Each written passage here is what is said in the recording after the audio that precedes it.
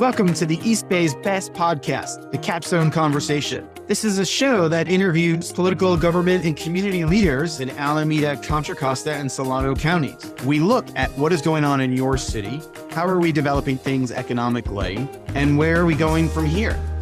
I'm your host, Jared Ash.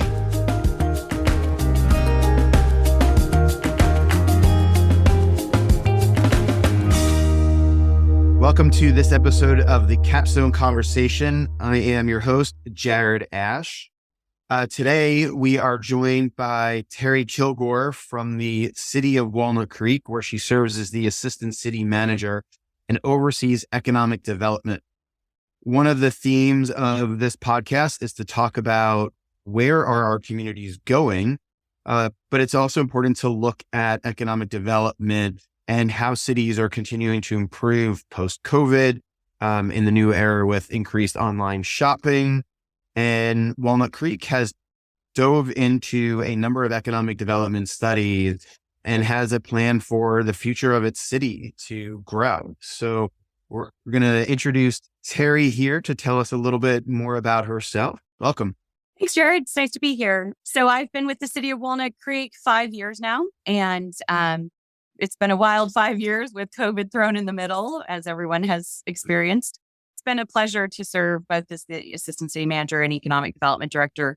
And while we had to pivot really quickly to help keep our businesses open during the pandemic, and that involved outdoor dining and streamlining permitting for HVAC systems and other things people needed to do to survive, it's exciting that we're now back to working on real economic development work, is what I would call it, where we're building a strategy and an approach. And we took the intentional path of picking an action plan with a 2-year horizon. As you mentioned, we did several studies to help inform us on this journey. As you can imagine, most of the data sets that we traditionally rely on, like the census and the American Communities Survey, are just really dated and don't reflect the world post-COVID. So we went out to our brokerage community, got some quick updates on the state of the market and different subsectors. And so we think we've built a plan that is going to set our community up for long-term success.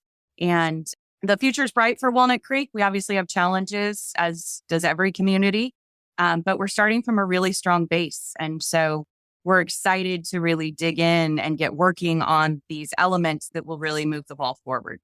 Awesome. So let's dive in to it. I like the fact that you're talking strategy, short-term, long-term. A lot of cities are going after just a big fish, right? They are looking to get a company that's going to have 5,000 or 10,000 high-paying jobs in there. Walnut Creek is having multiple elements into their plan. So let's talk through, what did you learn in the study first, and then we'll go through elements of the plan.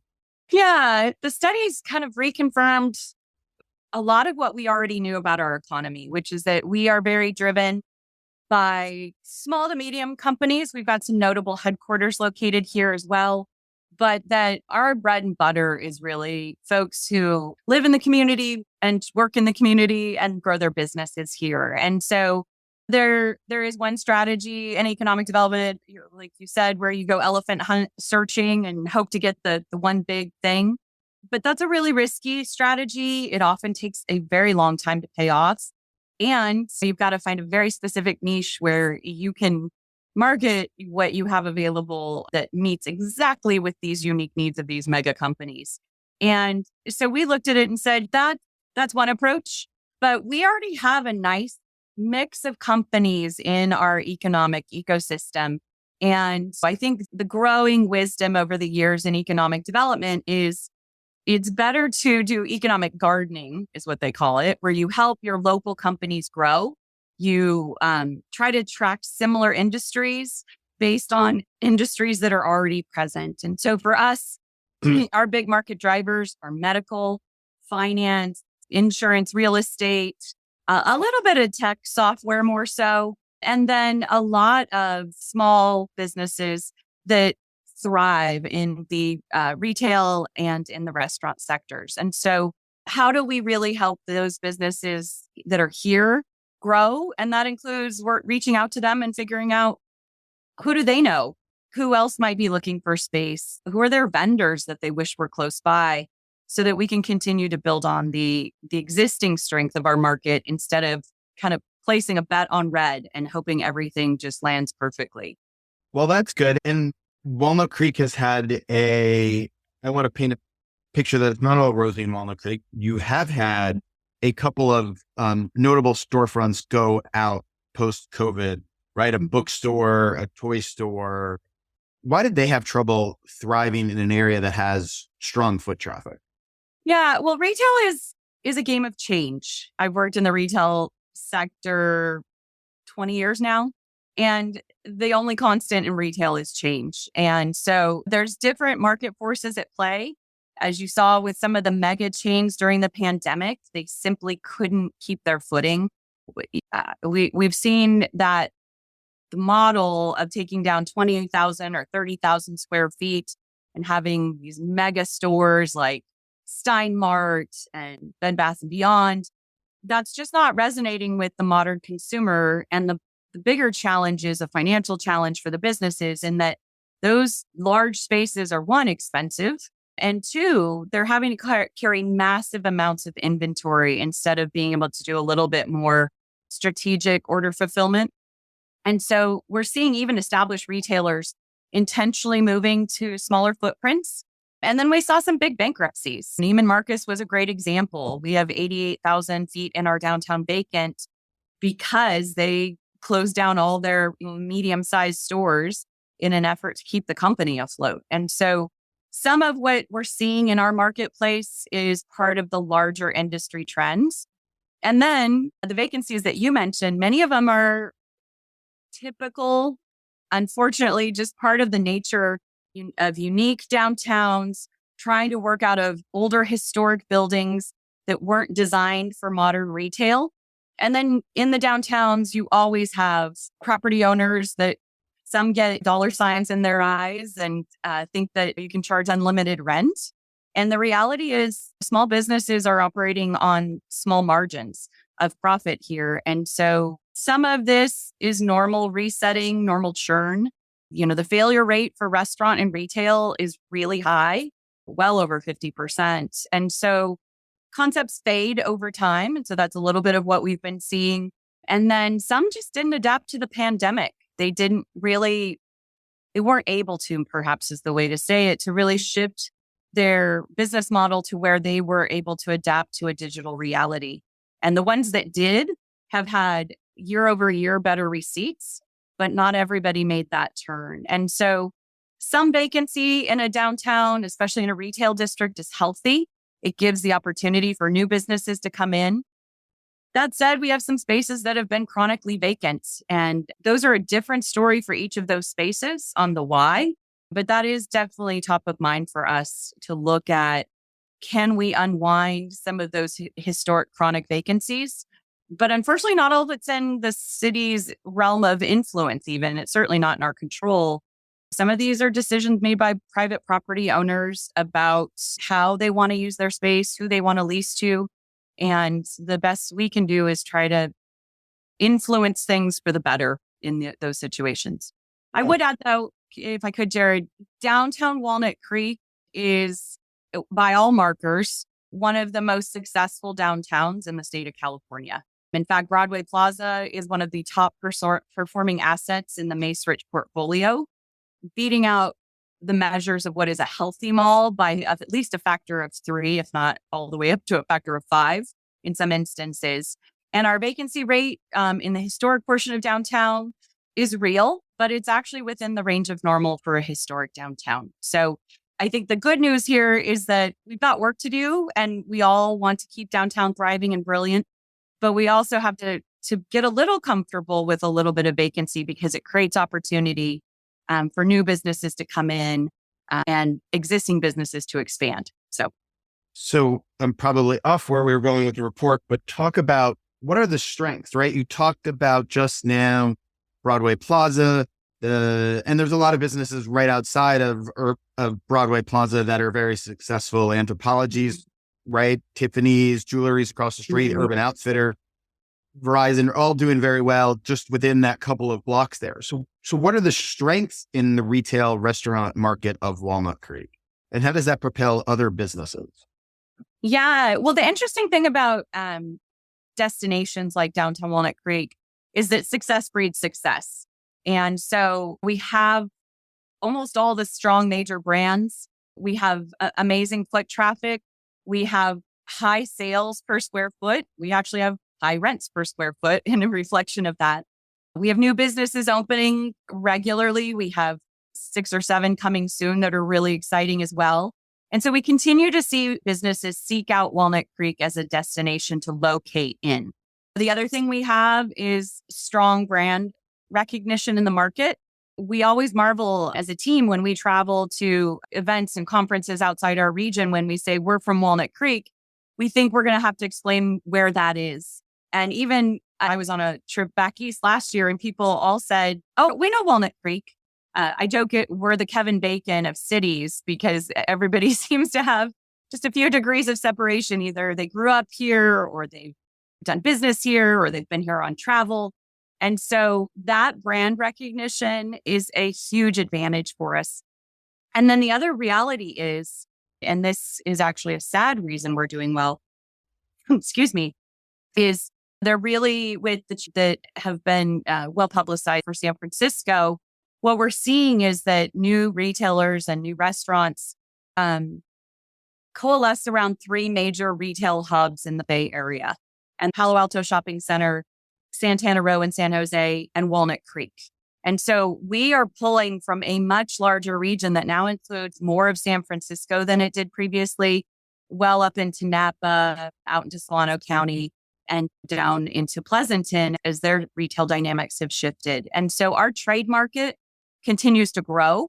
And so, how we capitalize on that brand recognition, people's interest in being here, it's definitely lively. I think our challenge is to make sure it doesn't get too boisterous, but that's a nice challenge to have. Really, we're talking about good problems to try to solve versus trying to get on the map at all. I can tell you I've worked for other cities where we were desperately trying to get people's attention, convince people to give us a try. That's not our challenge in Walnut Creek. Our challenge is how do we keep people coming back and have them think of Walnut Creek as their first choice of destination. Yeah, I was recently at the Diablo Valley Tech Initiative conference at the college with a lot of tech leaders from all over the area. And one of the businesses said, yeah, there's an advantage in Walnut Creek. He's like, I didn't realize when we opened up an office outside of San Francisco that everybody across the rest of our portfolio knows Walnut Creek, right? He's like, I don't know if they've ever been here or not, but they know about where we are. They know about us and have a good reputation. And then somebody in one of the neighboring cities, I won't say which one, whose company is based there and has a couple of 100 employees, said, I just tell people I'm from Walnut Creek. Because people know where that is, where they don't know where my smaller town may be. So it fits into what you're talking about. And it's interesting how you talk about, right? It's well publicized companies leaving San Francisco and Oakland, particularly in the retail space, that benefits Walnut Creek. And you might have stores with a footprint here that might expand or might offer additional services. So what do you do to continue to offer that? Or is that really just marketing the reputation further?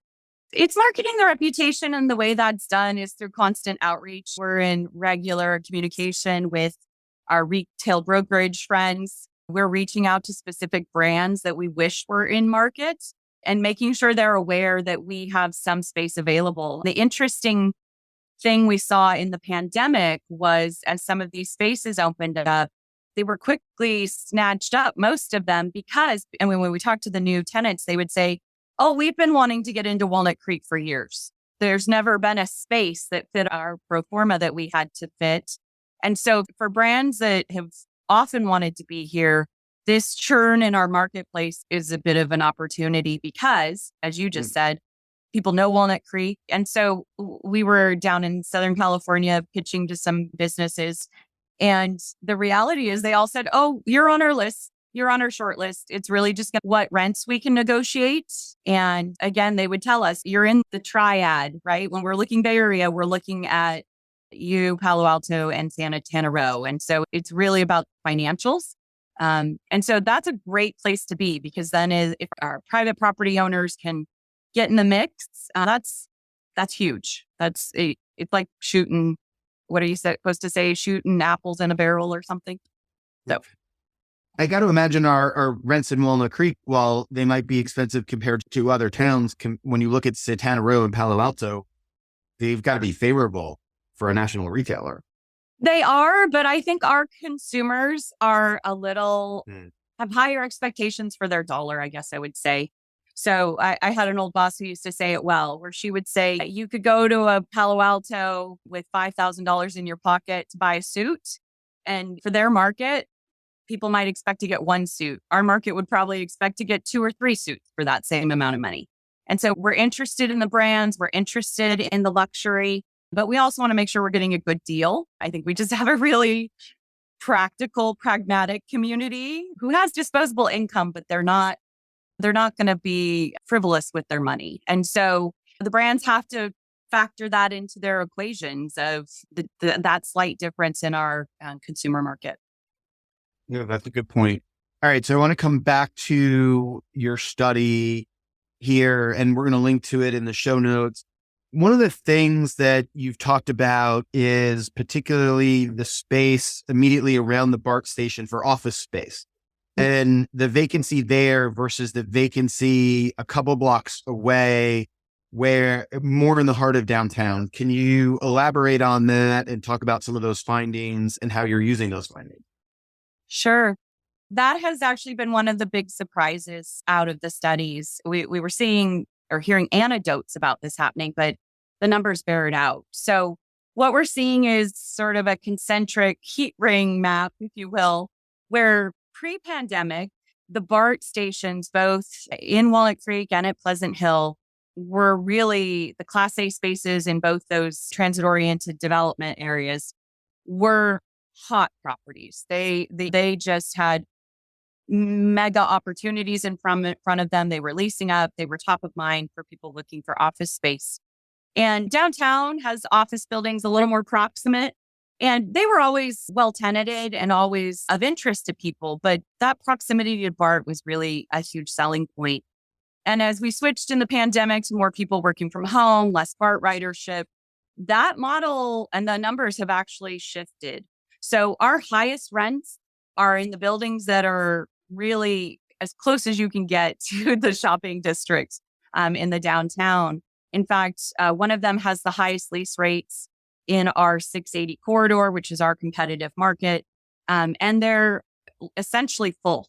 And so that is not the case as you move away from downtown, kind of in concentric circles. So the Walnut Creek BART, well, we talked to our Class A office owners, they're still optimistic. And they said, we're really running on trend with the larger Bay Area economy and Bay Area market right now. It's definitely down because the lure of BART is not quite what it once was. And then that is definitely true as you look at the Pleasant Hill BART numbers. They are another 10% higher in vacancy than those that are closer to the downtown. So for a long time, we've talked about being close to amenities and how important that is. And that is what we are hearing from tenants and from brokers consistently is we want to be close to downtown. We want to be able to walk out the door and go to lunch, go to happy hour, go shopping. And that is what we're using to incentivize and really welcome our employees back into office. For those industries that are insisting people come back, they're saying we got to be able to offer them something they can't get at home. And being able to offer all the amenities of downtown Walnut Creek is a huge selling point. So it'll be interesting. I think the trends are still unsettled on work from home. So we'll see, how this plays out over the long haul. But in the moment, we know we need to focus energy on keeping downtown vibrant and helping our Class A buildings really market themselves in their competitive space. So a couple of questions arrive. How does Walnut Creek, which it and a lot of our neighboring communities have a lot of people who work from home, right? The numbers in San Francisco, I think, are still below 45% going back to work, and that's not even necessarily full time. It's on par with bar ridership in Oakland. There's even less people going back into an office. Same in San Ramon. How do we capture more of those people to either move into a local office? Some of the companies hiring out a field office, maybe Google not opening up a campus here, but how do they employ 20 people in an office here or a law firm in San Francisco? What's sort of the strategy behind some of that maybe? Yeah, it's getting out and talking to those major employers. What I will say is that so far, they're saying they're not settled yet either. And so their willingness to commit to satellite locations is not quite ripe. It doesn't mean no. It just means they're not there just yet. We're hearing different prognostications of this is the new way and it will stay where we are now. What we're regularly hearing at the moment is that most businesses have settled in around 2 days remote, 3 days in office. Others are saying, no, we're 100% full time. Others are saying, no, we're 100% remote. So it's still moving. And what a lot of these businesses are telling us is we think it'll continue to shift over the next 5 years. And so as we look ahead, that becomes a bigger opportunity for Walnut Creek because we do have so many of their workers living in our community. They do see that it would be an attractive proposition for them to be able to offer a field office. But many of them are in the middle of unwinding other massive real estate holdings, right? And San Francisco, in other communities. And so we're on their radar. They're just telling us it's not quite yet our moment. But in talking to our larger office building owners, they are starting to hear more from those types of companies looking for field offices. So I think that's an emerging, upcoming shift in our market. So let's talk about offices outside of the downtown core and economic development. You've got the Ignacio corridor, you've got the Shadelands, you've got the Pleasant Hill Park Station. People don't realize a lot of that area is in the city of Walnut Creek or unincorporated. What's sort of the plan to attract businesses in some of those communities? What are you looking at? What have you learned in your studies?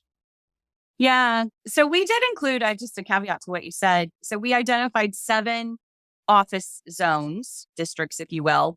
And we intentionally included Pleasant Hill BART. A lot of that space is in the county, but it has a Walnut Creek address. The community thinks of it as Walnut Creek. So we said, we better know what's going on. It's also one of our biggest competitors. So we've got a good lay of the land with our Class A office space.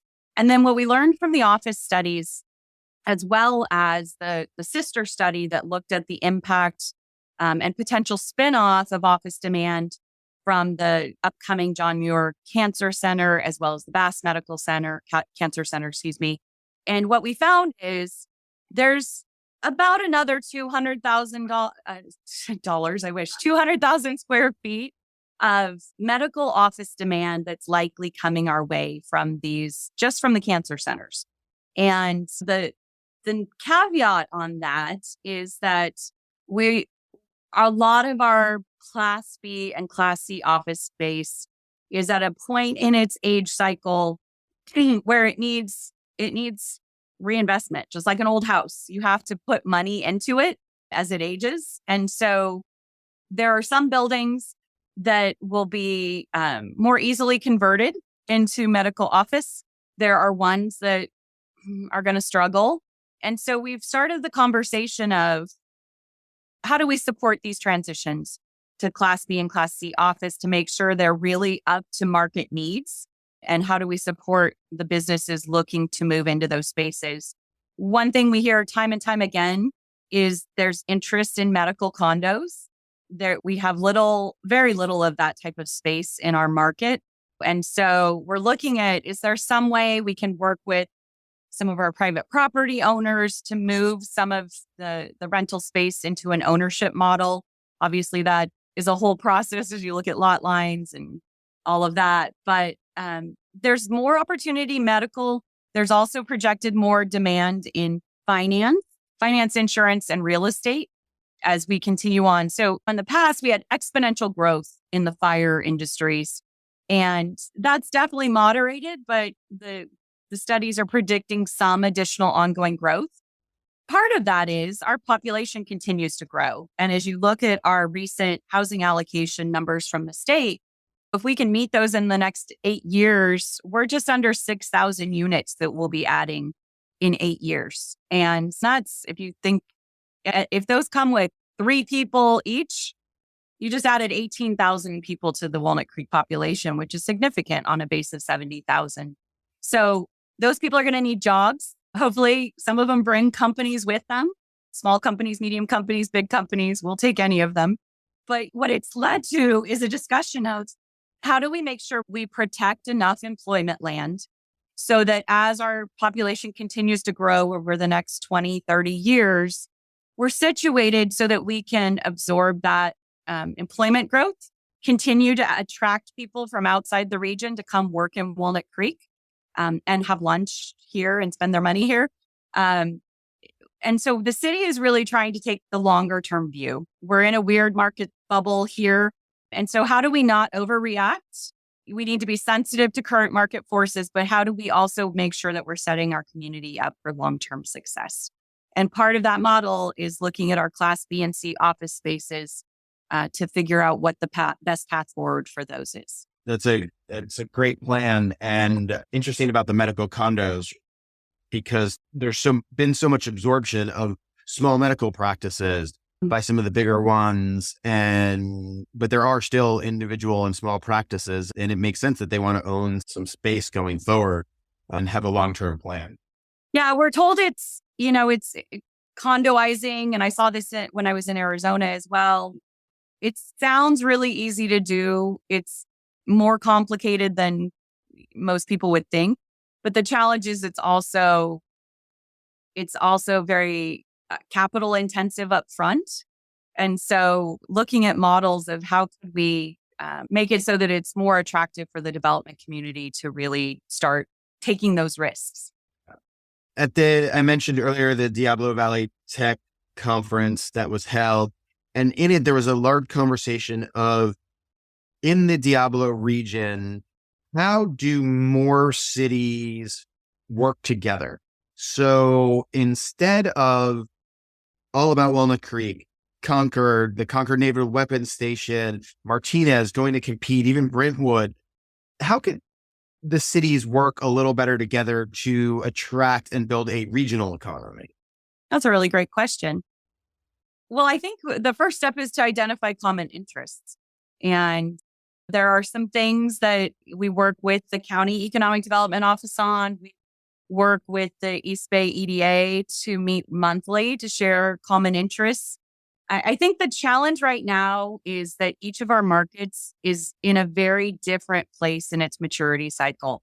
And so the advantage of each community is they have their own personality, they have their own vibe, they have their own unique assets. And so could we market more as a region? We certainly could. I think part of the challenge is that our communities are intentionally very different. And so we don't want to lose the quirk that's what's so cool about Martinez. And we don't want to lose the potential of the Naval Weapons Station. But it makes it hard because they're in such different places in their life cycle. And so the tenants that Walnut Creek would be going after are different than if I were in Martinez, that are different than the ones I would be trying to attract. So could we better share information? Yes. But I think more importantly, we need to identify what are those common interests. And one of them is just making sure that everybody knows the North 680 corridor is open for business. We are here and ready to help in any way we can to bring opportunity to our community. And I think it's a joint marketing effort, perhaps amongst all the communities to Silicon Valley to say, guess what? Your workers live here. Save them a bridge toll or two. Save us all the miles that they're commuting and help us really bring the value of the technologies that have been unleashed in the last few years to bear by having some field offices, by thinking about the North 680 corridor as a secondary place for business, if not your primary place. And that's, I think, a shared message we could all partner on well. All right. And we've talked a lot about the retail strength of Walnut Creek. And within that, in the last couple of years, there's been a number of incidences of organized retail theft and then just retail theft in general. talk about what Walnut Creek is doing to minimize that impact on our community. Yeah. Well, sadly, I was just at the Cal City's annual conference in Sacramento recently. And what we heard was we're not alone in this. We were talking to our peers in Palo Alto. We were talking to folks down in, Orange County, LA County.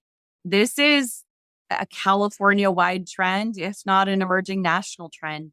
And what's new about it is that it really is organized retail theft. When you have 15 people piling into a business, that's not just, ooh, I thought I would swipe a pair of shoes or a bag.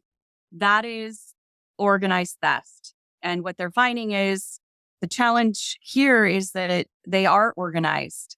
And all the technology that has made our lives so interesting and cool in the last decade is also creating new criminal opportunities. And so these folks are able to sell their wares internationally now.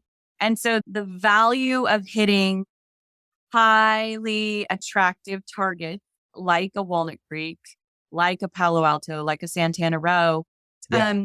What we're doing is we've been in close partnership with Broadway Plaza, with our downtown merchants.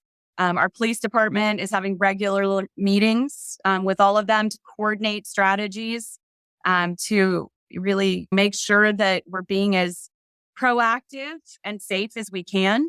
The other thing our police department is doing is working with CHP and other local agencies to coordinate and share information about intel that people are gathering in different social media streams. Everybody can see a different piece of the network. And so really law enforcement is collaborating on a special task force to make sure they are watching these known organized elements and trying to get ahead of them as best they can.